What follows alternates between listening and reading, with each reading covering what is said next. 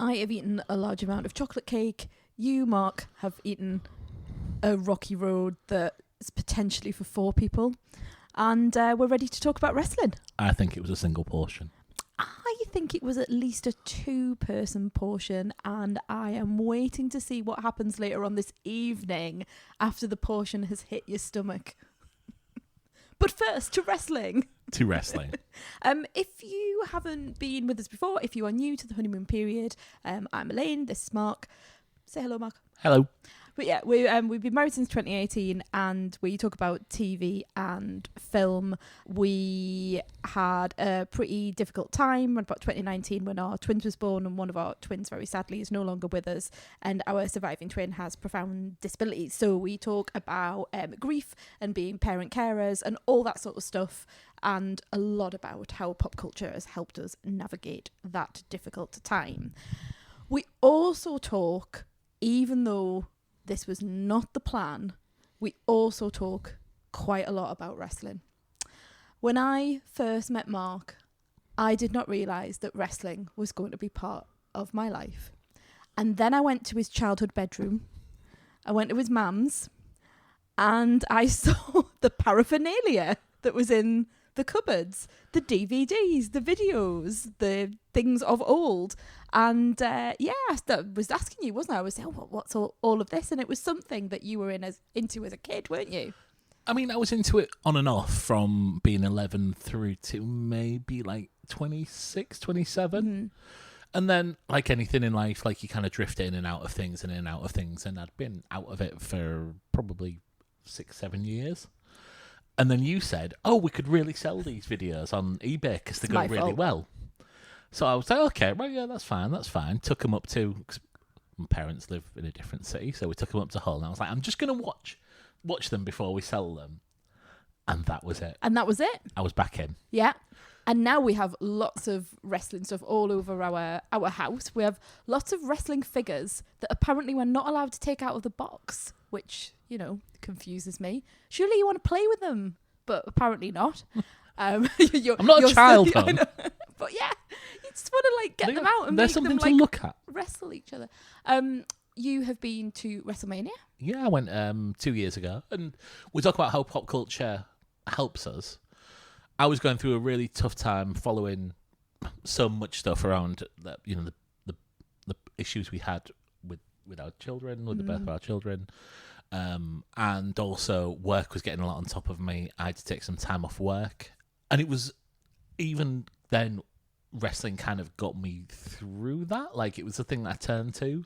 And it's just a comfort. It's just a blanket which, I wrap around me, and it's escape. And if you've never seen wrestling, you're probably saying, you just realise it's fake though, don't you? That's what we're going to get. That's what we're going to get into on this episode as well. And yeah, I think this ties into this show, which has come on Netflix in the past couple of weeks, WWE Unreal, kind of gives people a peek behind the curtain.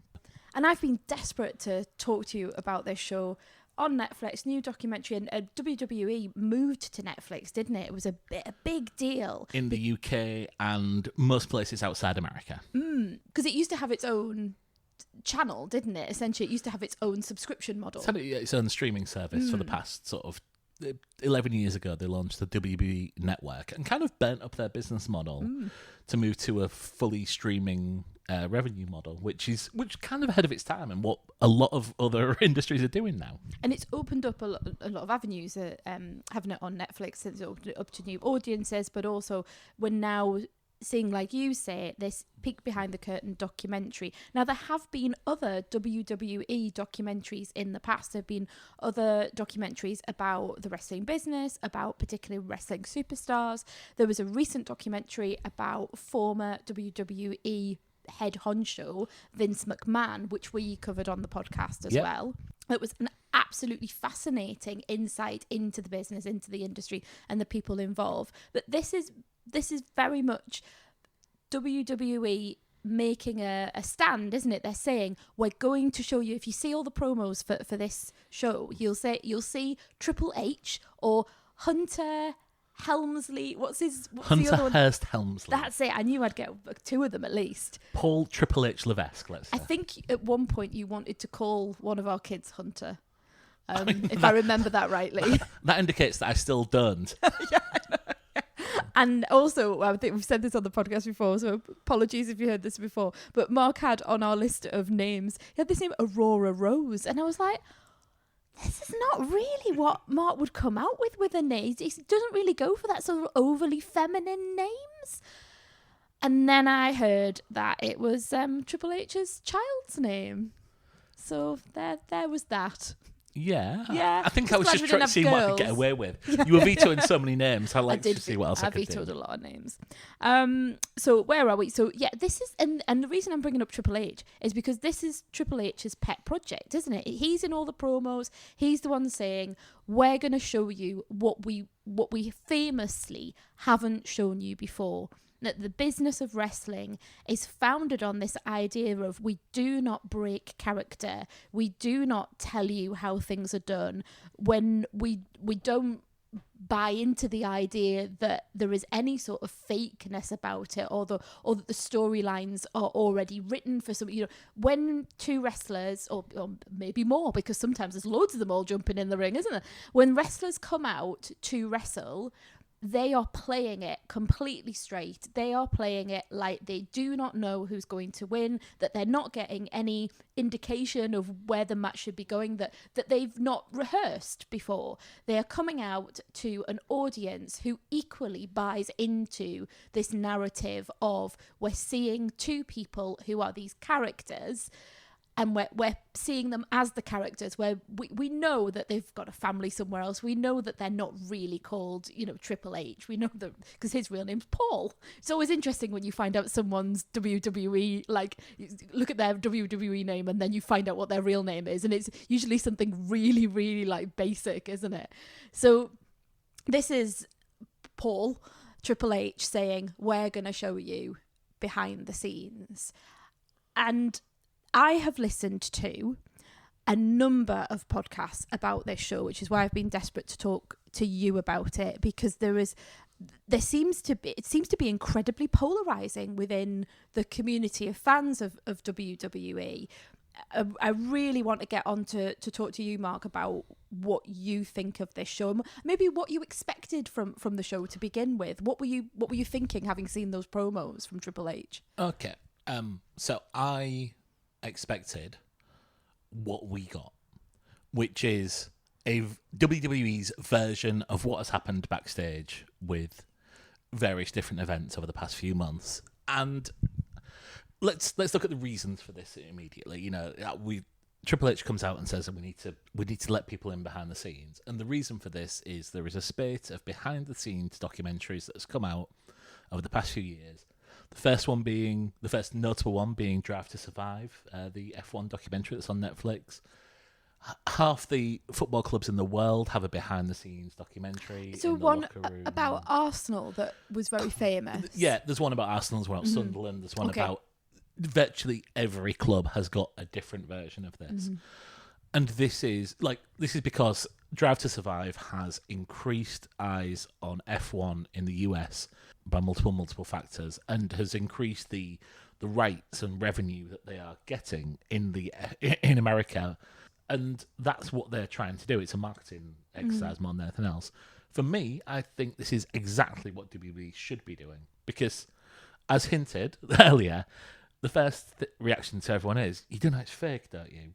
And that's not because you mentioned it's when people come out, they don't, And it's not when they come out in wrestling that they should do that, because you don't go on stage, you don't go to see the mousetrap and someone comes out and goes, by the way, and we all know who the murderer is going to be. Like, they are playing a part, and that is part of the show, that, they are acting and stuff like that.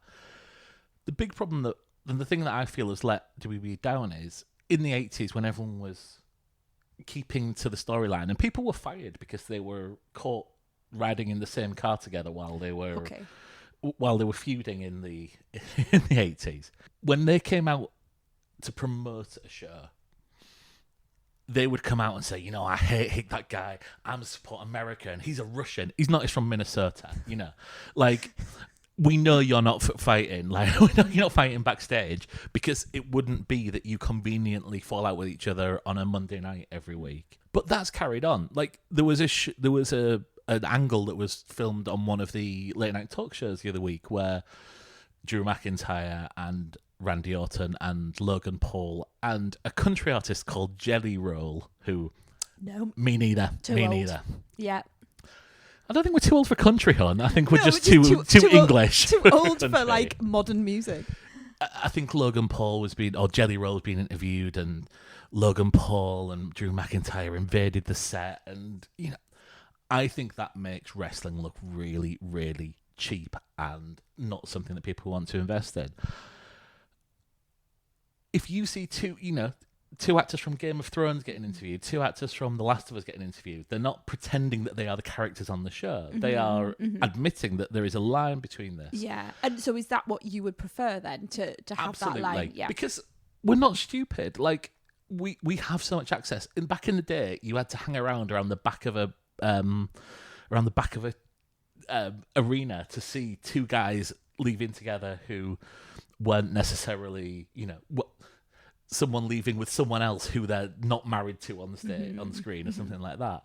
Now we have social media. Now we have access to all these insights into people's lives. We know that Dominic Mysterio is not actually with Liv Morgan because he's married someone else, and we saw his wedding 2 years ago. Okay. So don't pretend that that's the case in front of people. And there is a suspension of disbelief that you get when you go there. And, I have...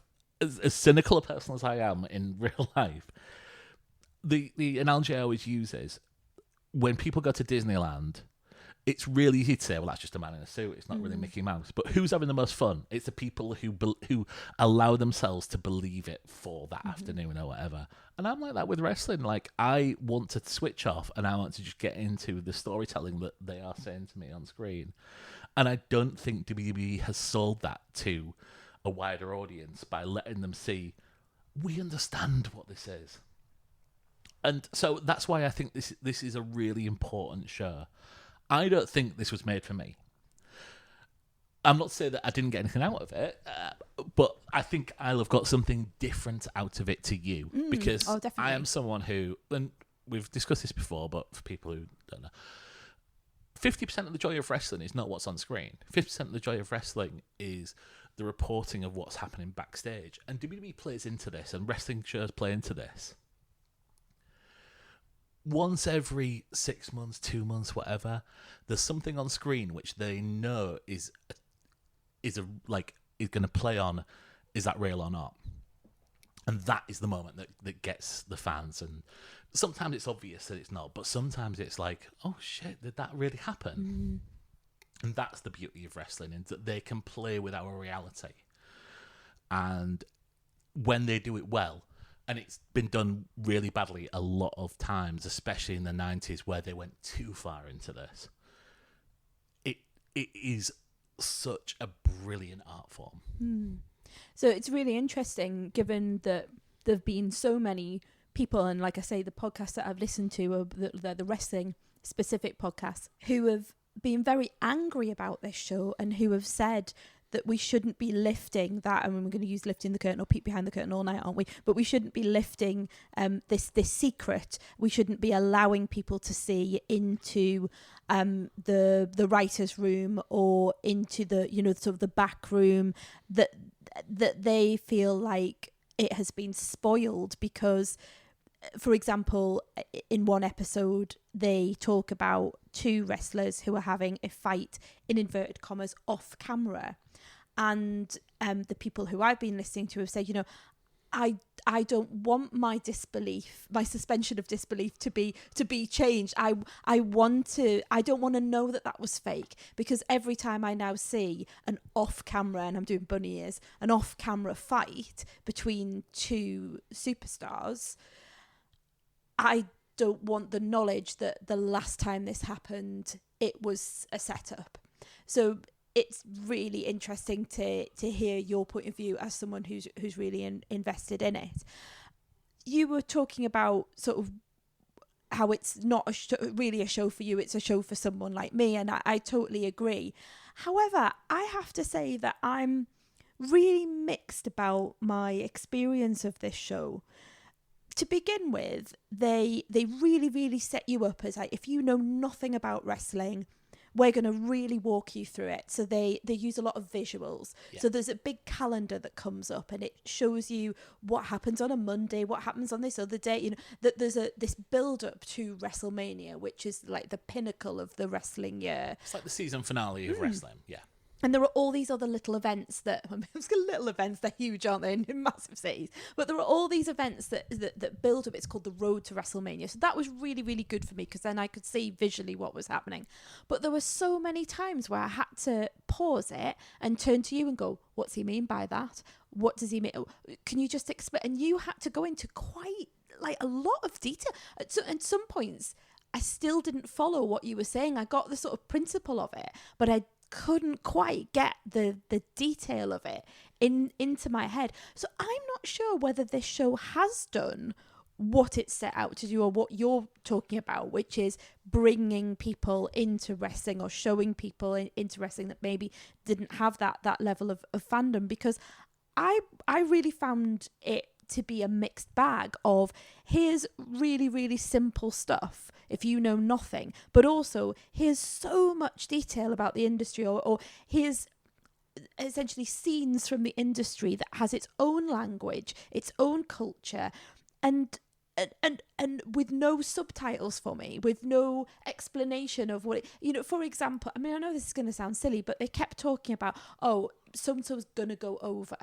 And they keep using this phrase in this particular scene. So and so's going to go. Oh, who do you think? Oh, so and so to go over, and I just couldn't follow it because I didn't know what going over meant. I didn't know what it meant in the context of this. I didn't, and I had to say to you, what does he mean? Like, because going over to me means like going over the like the ring, being thrown out of the ring, Okay. going over the ropes, like it, and you were saying to me, oh no, he wants him to win, and I was like, that makes no sense to me, and so I couldn't follow.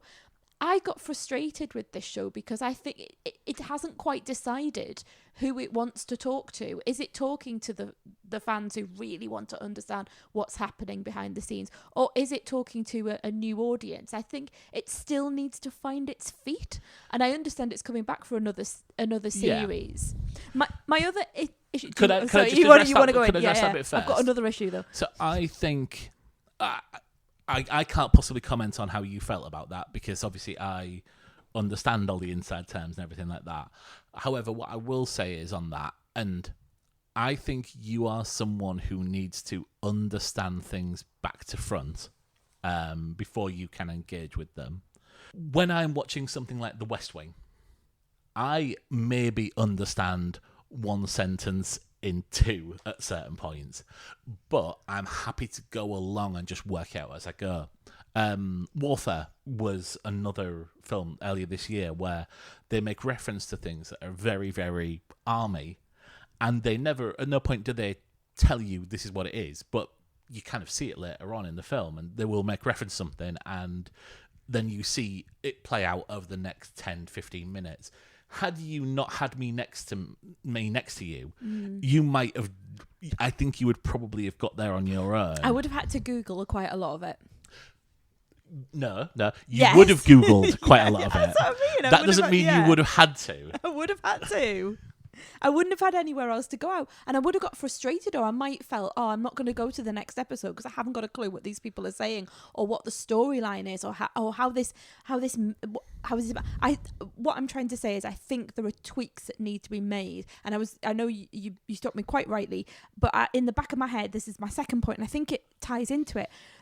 There are lots of talking heads in this show, and it annoyed me that they were talking as if the thing was about to happen and we were being shown live action to go alongside it. Yeah. And then I realised that they're in exactly the same clothes, exactly the same, like, it's exactly the same posture. And so they were, and it was sort of leading, it's a difficult way of explaining it, but it was leading me to believe that it was being filmed before the event, or it was being filmed during the event. You know, But actually, it wasn't. It was being filmed months later when they were sat in a studio and they were making it up. They were like, oh, this is going to be terrible for me, and then I've done this and that. And then you were like, oh, well, this has all been filmed in one go.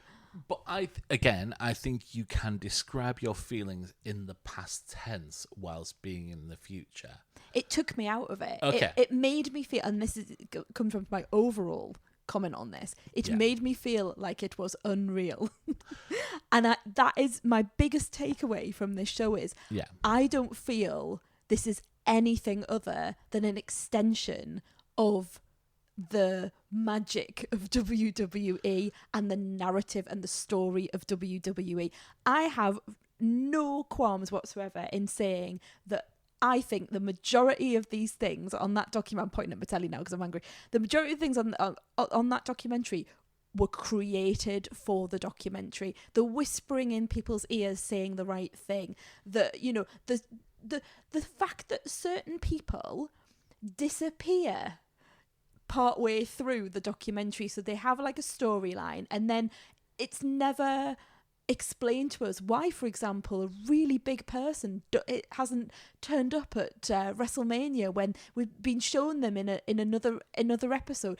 All of those things, the tension behind the scene wasn't explained. There were clearly things that they didn't want on camera, and it just made me think, oh, it's just more of what they're putting out there. I'm gonna make a suggestion now, which you are not going to like. Uh-oh. I think you've listened to too many wrestling fans podcasts on this because I'm not convinced that you would have picked up on at least half of that without having listened to multiple podcasts. Fair enough. So let's address the elephant in the room. Mm-hmm. Yeah. Yeah. So the person you were referring to who didn't appear at WrestleMania is The Rock. Yeah. Yes. Yeah. He appears heavily in episode 4 and I think episode 2 of this show. Yeah. Really, really featured. And then with his personal writer. Brian Gerwitz, who amazing. I pointed out early on. You paused it and went, that guy there. Yeah. That guy there is his personal writer, which then became a theme. Had you not listened to a number of podcasts on this, would you have noticed? Would you have thought, I need this to address? Because I know that there is background angst between Triple H and The Rock, of The Rock coming in, changing plans, fucking things up, and that has been the case for a year. Right. But that's what I wanted to know. But you wouldn't know that if you didn't. I would have. If you've not had insight on that. I knew that something weird was going on with that final episode. I definitely, even if I hadn't listened to other things, I would have been like, hang on a minute, this has been built up in the episode before. Why isn't this coming to fruition? And it wasn't just that, Mark. It was other storylines as well. There's a storyline with Jey Uso, which I thought was really weirdly edited that I couldn't understand. And now I don't know if there's anything going on with that. The storylines with the women, I can pick out 3 or 4 things where I just felt something wasn't quite right. We weren't getting the full story. Or, for example, there's a wrestler called Chelsea Green, which I hadn't heard of, that's heavily featured in one of the earlier episodes. Have I got the name right? Yeah, Chelsea Green. Yeah. And I was waiting for that story to come back. I was waiting for something else to happen. I wanted to know more about it. So it's an editing issue, I think, and it's a details issue.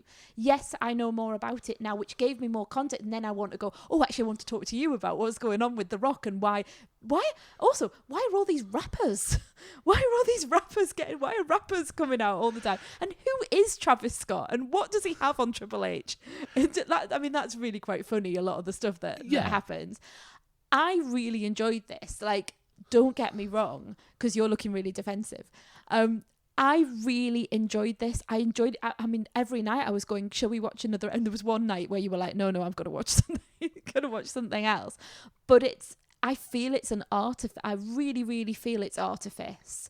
And that's fine if that's like part of the show.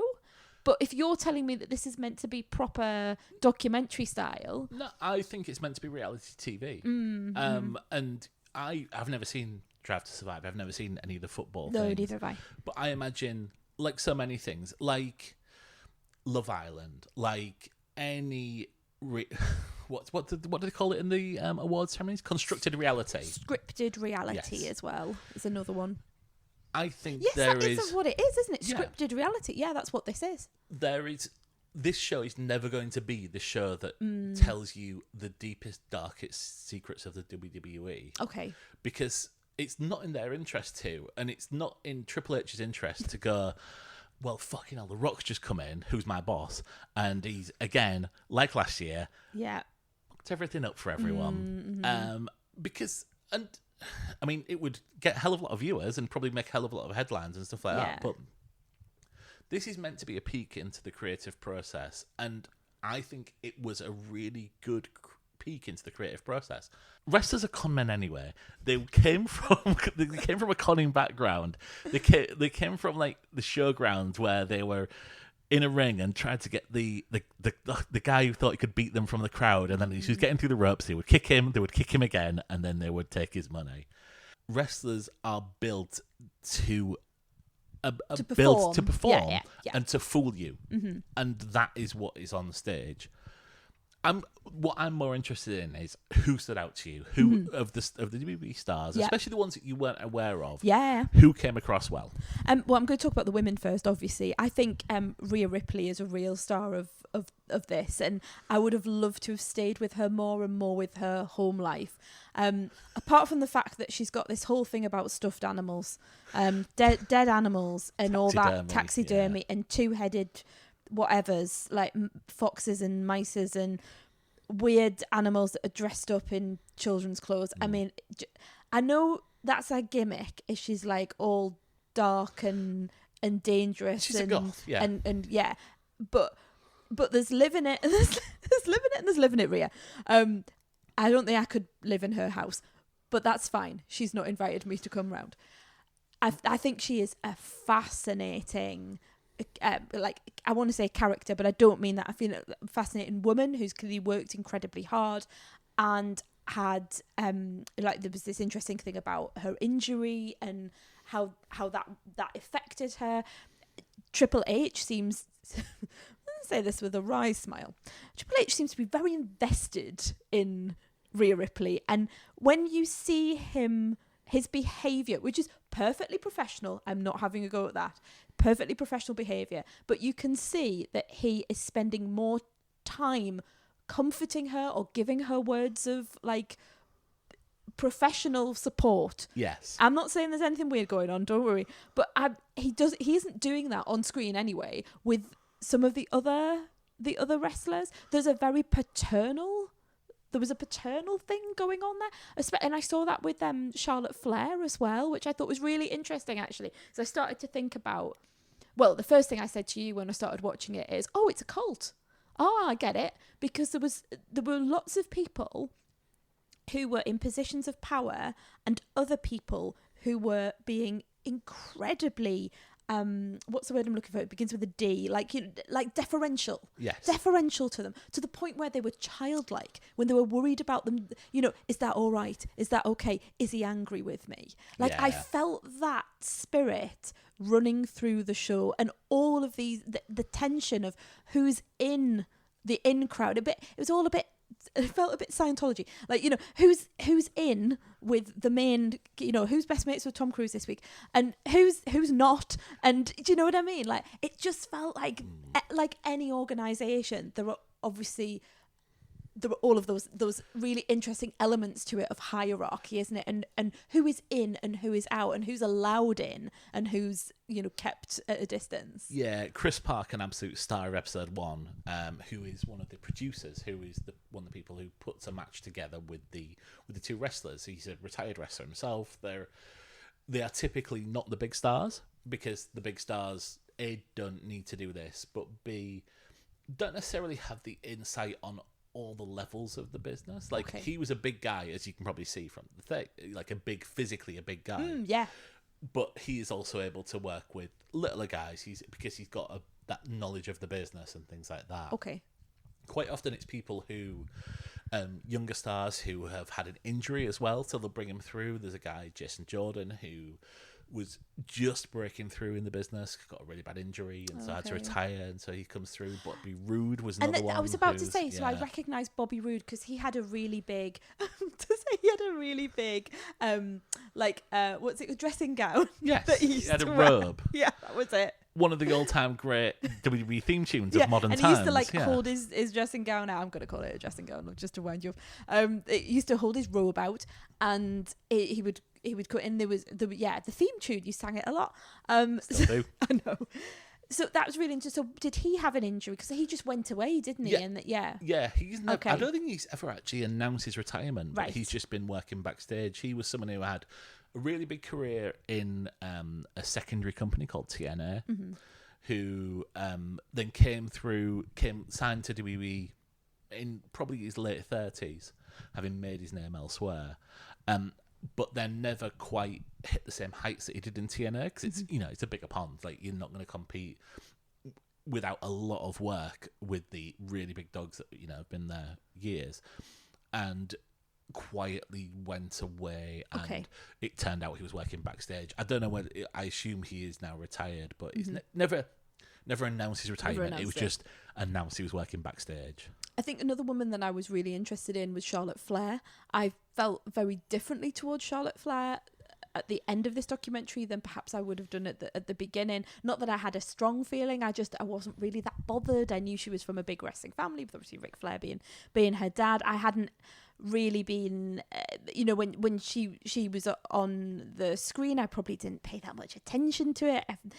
And obviously I haven't followed it for years like you and other people have, but I just kind of didn't really know anything about her, and I felt I really knew her as a person, and that her character was very soft behind the scenes, and also a lot of vulnerability. There was obviously an injury there, but vulnerability in terms of what happens for her now with her career.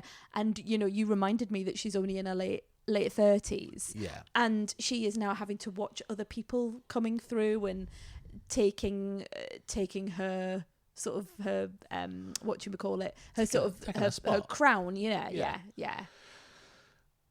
I've got some very strong feelings on Charlotte Flair, but I mean, she came across very well in the documentary. She's gone through a really tough time in the past few years. She, as it's covered, she'd been injured, but also her marriage had broken down recently. What it shows on screen in episode 5 is one of those moments where something happens and you are not sure whether it's part of the show or if it's not. And to this day, I'm still not sure whether it was part of the show or not. Right, even though they say in that episode that they behind the scenes say, was that part of the script? And no, not about her marriage. And I understand that. What had happened is Charlotte Flair was booked in a match against Tiffany Stratton, who's the young, very good looking, very glamorous blonde wrestler who came through into the main roster around the same time Barbie came out. And it really worked well timing for her, because she was able to sort of play on that. She's a really, really good wrestler. She really gets the crowd on her side, which is something that you don't always get when people come through, especially when they're not from a wrestling background. She used to be a gymnast. And Charlotte Flair came back, and Charlotte Flair wanted to be a good guy. This is this wasn't shown on the documentary, but and the crowd booed her straight away because Tiffany was more she's more popular despite her being technically a bad guy. Okay. And what we saw was possibly insecurities, or so possibly trying to test, because wrestlers are notorious for trying to test the young ones coming through. Okay. And Charlotte would be talking over her in interviews, and it looked bad. It looked bad, and it looked petty. It looked like a veteran trying to keep her spot against a younger talent. And she did it again in that interview that was shown. And I think someone had a word with Tiffany and said, you need to have a line in your back pocket to thing. And she mentioned, when I win, you'll still be not on 3, and pointed to a ring finger. Yeah. Because she's been married 3 times. Yes, married 3 times, 3 divorces. And she's 39 or something, isn't she? Yeah. No, I don't know whether that was booked or not.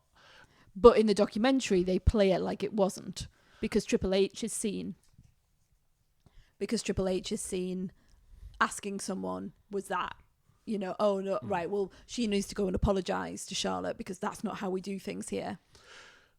You feel that's I don't set up?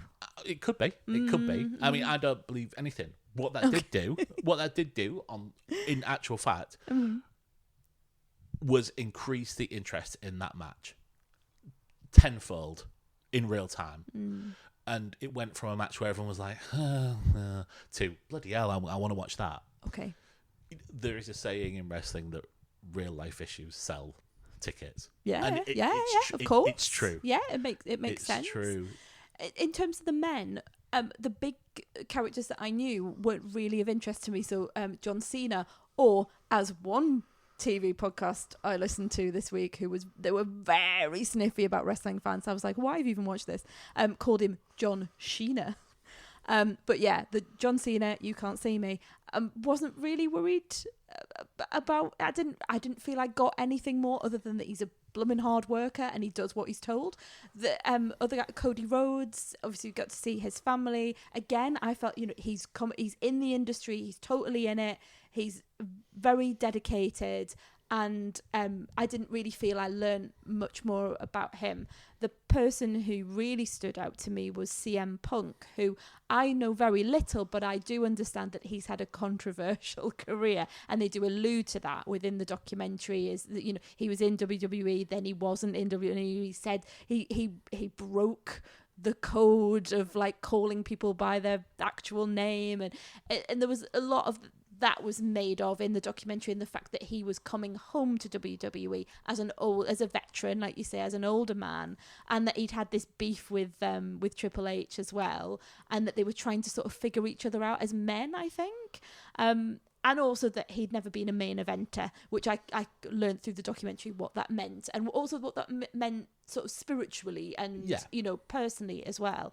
I mean, it was a really lovely. It was lovely to see a man crying on screen, a man with his very much with his heart, you know, laid out for everyone to see. I think you don't see those portrayals of masculinity very often, and it really went up against some of the other WWE superstars who just kept that sort of that mask on the whole time. I liked seeing how much it meant to him. I liked the levels of humanity that I was seeing, although I can fully appreciate that, you know, someone could come along to me and say, oh god, he was an absolute dick, you know, in the past, or he's done some really awful things, and you know, I could see that he's a difficult character. But I felt like I knew him more having watched the documentary, if I'm comparing it to some of the other superstars who had more screen time. Yeah.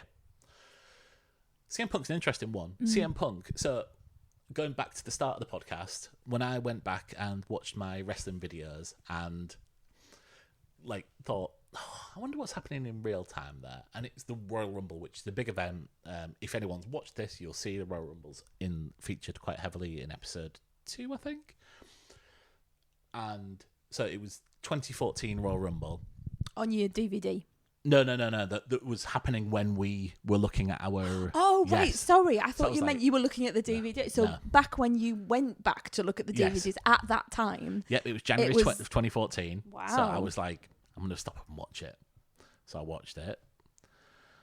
And I was like, oh, yeah, I'm really enjoying this. And the next day, that was the day that CM Punk walked out on WWE for the first time. Oh, wow. And it was, and I'm back in the game. Yeah. I thought I was out, but they pulled me back in because that's when wrestling is the most interesting, when there's this breaking news that's never really addressed on screen, because I don't think at any point did any of the management come out and say, yep, Phil Brooks, also known as CM Punk, has walked away. Also known as something to do with Pepsi. I learned. Yeah. See, I'm learning all these things. Yeah, because he's got a Pepsi. He's got tattoo. A Pepsi tat, hasn't he? Yeah. But you hear the crowd reference it, and you hear through, you know, wrestlers are the most indiscreet people that are around. Like there used to be an old joke. There were 3 ways to let the world know what's happening: telephone, telegram, tele-wrestler. Okay. Because it will just get out quickly. So that was it. Like a big breaking news story is what happens. And occasionally, like I'm still I'm in bed and I'll check Twitter before I go to bed, or another website which isn't as toxic. Maybe.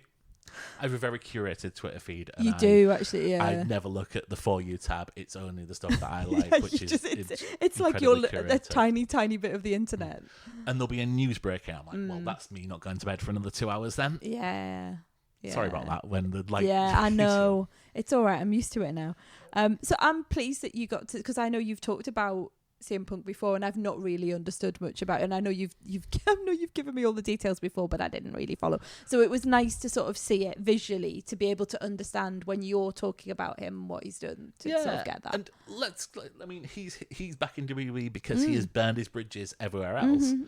But yeah, I mean that's also not really covered on this show. But no, and again, so my lack of knowledge perhaps is 14 hours long. Yeah. There's a new series every month. It felt it was more real. He felt less caricature, or he felt like he was the wrestler and the wrestler was him. That there was less of a mask there. And I think the most successful characters are that. I think going back to Rhea Ripley, I think Rhea Ripley is that character. And, maybe the best characters are your personality turned up to 11. Yeah.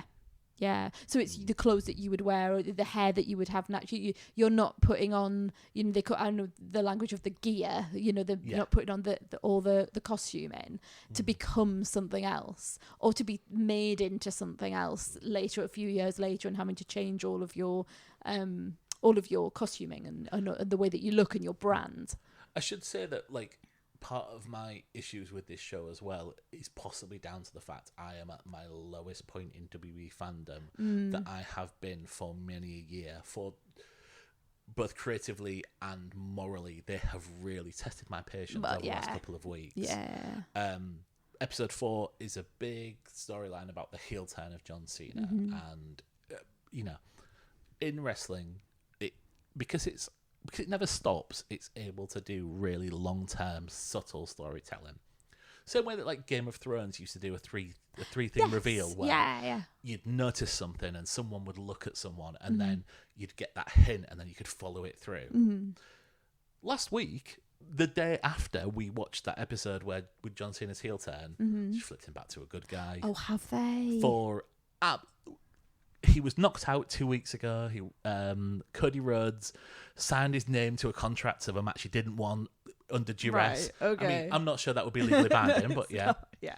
And then the night before it, he came out and he said, I kind of want to be cheered again. So, I'm a good guy now. Yeah, I mean, you kind of saw that happening. I think you saw on John Cena's face the fact that he was just going to do what he was. He's an awful bad guy. Being asked of, and it was he was a terrible bad guy. I also really didn't appreciate all the children crying. I know that's the reaction that they're wanting, as boo, and why has he done this? But I think there is a moral thing, and I know it's pantomime, but there is a real moral thing about it. I don't really want to rejoice in children being very upset about something. And they're talking about, and obviously this goes back to our personal circumstances, but John Cena does a huge amount of work for Make-A-Wish and other charities to do with disabled children. And you see him working with those disabled children. And I mean, I'm going to say this.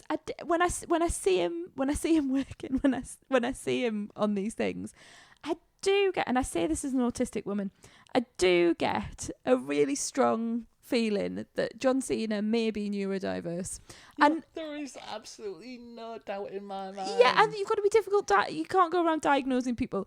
And I always say this, but I get the strong spidey senses that John Cena and I would get on very, very well. And we would have very similar brain structures. Speaking of constructed reality, there is an episode of Total Bellas, the reality TV show about his relationship with Nikki Bella, which is sadly they're no longer an item. But they've moved on. They're all happy. Yeah. Where her sister Brie Bella and husband Danny O'Brien come to stop with them for the week. I think they're having their house done. And John Cena sits them down and gives them the house rules, which is perfect. We will all be here for dinner at 7 p.m.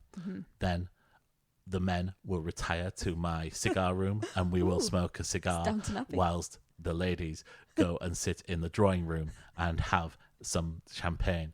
And it's like, your dog cannot be on my lawn. Your dog must stay in the summer house and it must be Very clean. similar to in our house, apart from at 8:07 we will have pizza from Asda. At 8:30 we will sit on the sofa and watch some TV. Yeah, it is.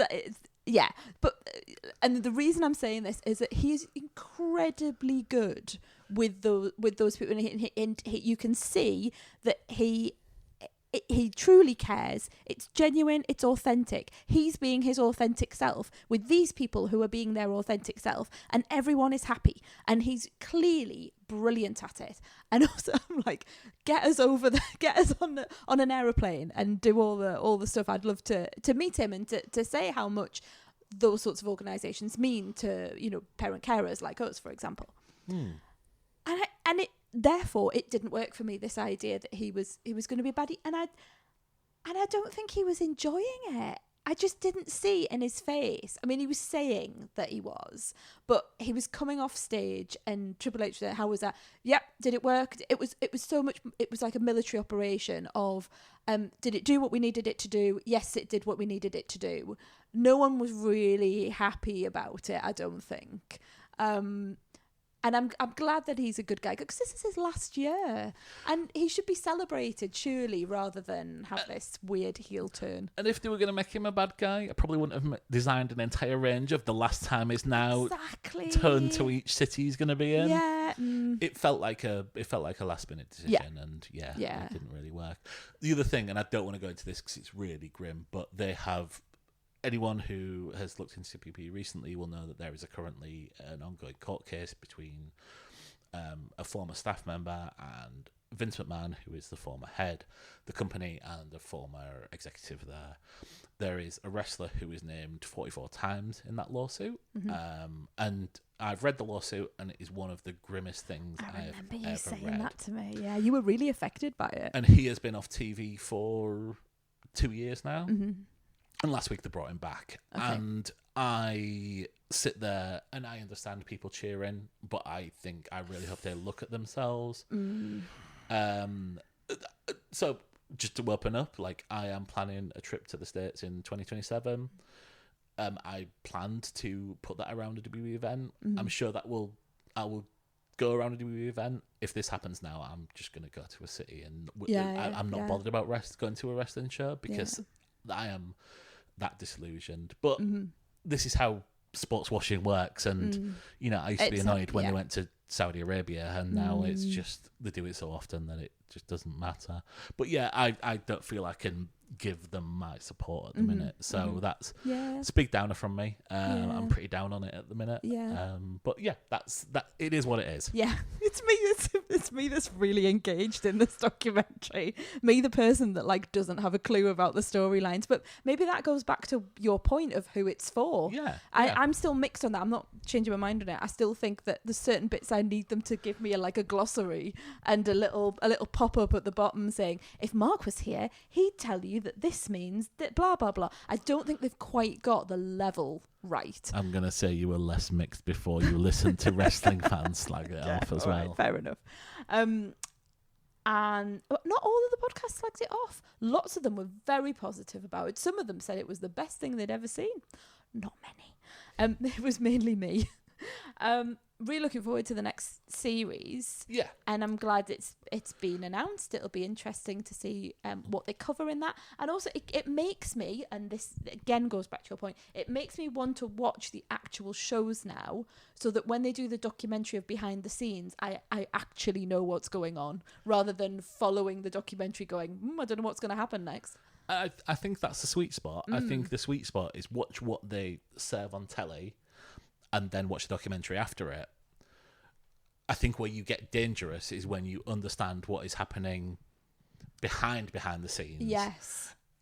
That when that you is know where too much. Yeah, and that's probably it. I know too much. I know that there's a better story between how the Rock is rocks up every year and just messes up everyone's plans. So it is weird, isn't it? and it's just not addressed at all on the show. That it's such a big thing in that penultimate episode. Here's The Rock. He has to sign everything off. He has to, and then he just goes away from the documentary. Yeah, he didn't turn up at WrestleMania. He's not turned up since. Like he just doesn't exist. Yeah, he started this story, and he's got other filming commitments. So. Well, we said we would do half an hour on this, and how long are we on? 50 minutes. 50 minutes. Brilliant. As per usual, talking more about wrestling than we do about anything else. Yeah. Well, thank you for that. I've really enjoyed sort of picking that apart. We're going out for a few drinks tomorrow, and I feel we're just going to carry on the conversation of the old what is it meant to be, and also why has Elaine listened to too many WWE podcasts. That's correct. That's correct, isn't it? Yes. Yeah. Anything to finish with? Watch wrestling. It's the world's best art form. Okay. I genuinely think it is. You've been so down. I thought you ended on a real downer there. Yeah, because I'm down on the mainstream products at the minute, but I don't think there is many other industries where you can go down the street and see someone performing in say their 20th, 25th match and pay like 20 quid to get in to see it, and then within 3 years they are stars of pay-per-view, which is what we've seen. Yes. Shout out to North Wrestling, which we go to. Well, I say I go to when we get a babysitter. You go to very frequently. Yeah, it's such an open industry that you do get to see those people come on and get the chances and then move up, and people don't understand the significance of, like, people say, oh, it's fake winning your first world title. It's fake winning a world title. It's a fake belt. But to get that acknowledgement, and this is what is shown, I don't realize I've just gone back into the show. You have. The show, when they're showing Jey Uso, he has worked and he's been WWE for like 15 years now. And that is what you like to see, because you get your favourites. And they're not even necessarily the best. Mm-hmm. Sometimes you just get like an attraction to a wrestler because they're a bit like their daft, style, or you like the way that they present themselves, or maybe what they they're say. just the right levels of shit, which is quite often the case for wrestling. But when they make it and improve and something, it really you've been following them in you're their with career, them for the entire way. Mm-hmm. The one thing like I compare it to is like the guy who stars on your favourite soap going through to being like Guy Pearce in Neighbours going through Hollywood. Yeah, I understand. Yeah. But with an actor that you really like. Stop it. Guy Pearce is very nice. And you know what? When I got on the Instagram stories the other day, and I was saying, because I got really annoyed about the sniffy podcast that I'd listened to about this show and about wrestling fans. They were really, really sniffy about wrestling fans, and they went on about how fake it was. Welcome to my life. But and even if you take it at its most base level, if they had actually watched this documentary, they would see the bruising, the dislocations, the blood. You know, it is not fake. People are getting injured in the ring.